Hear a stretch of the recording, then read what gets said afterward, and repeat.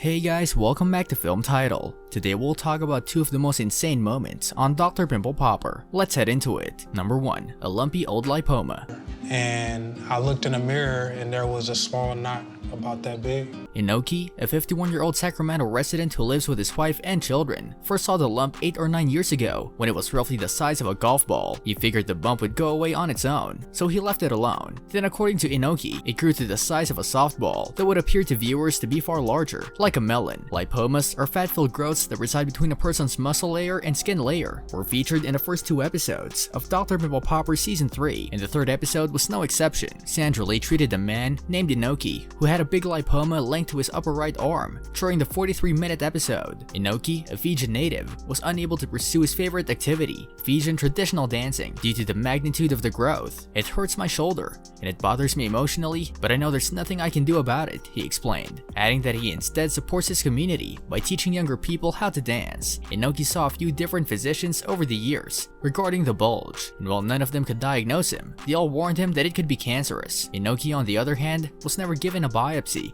to see if their concerns were right. "I was terrified of finding out whether they were correct," Inoki said. Inoki felt it was time to take control of his health and see Dr. Pimple Popper after nearly a decade of dealing with a softball-sized lump. When Lee met him at the office, she was able to calm Inoki's fears about the potentially malignant lesion. Nonetheless, Inoki's son expressed his disappointment at seeing his father sitting on the sidelines rather than participating in his passion for dance. She began by stroking the growth and examining it. Lee described it as heavy, but said it moved around under Inoki's skin, indicating that it was most likely benign. "Because malignant growths are hard and immobile, if something is adherent or adhered to your body, that's a terrible sign," Lee explained. She also thought the fact that Inoki had the hump for more than a decade and appeared healthy was a good sign. Lee then decided it was time to cut the lump apart and confirm her suspicions that it was a lipoma. Lipomas usually grow slowly and are modest, with a diameter of around 2 inches. However, according to Lee, some lipomas become so huge that they begin to dangle off the body, as was the situation with Inoki. Number 2. Ribcage cysts.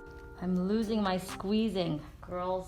Dr. Pimple Popper recently treated a woman who had 6 microscopic cysts on her ribcage and back that contained tiny pearls, which she removed and showed viewers under a microscope. Vellus hair is the light, short, fine hairs that cover much of a person's body. Its length and thickness will vary from person to person. The primary role of vellus hair is to protect the skin and keep the body warm. Terminal hair, on the other hand, is the longer, thicker, and darker hair that grows on the head. It also forms the thick patches of body hair in the pubic region, under the arms and beard. People who lose terminal hair usually still have vellus hair. This is why men who are experiencing male pattern baldness might still have fine, light patches of hair on their head. Vellus hair is sometimes more noticeable on women and children than men because males tend to have more terminal body hair. Terminal hairs may appear on other parts of the body, specifically after puberty. It's normal to find a few longer, thicker strands of hair in an area primarily covered in vellus hair, although this sort of cyst isn't unpleasant. One of Dr. P's patients said that the cyst made her skin uncomfortable and caused her to scratch constantly, so she wanted them addressed.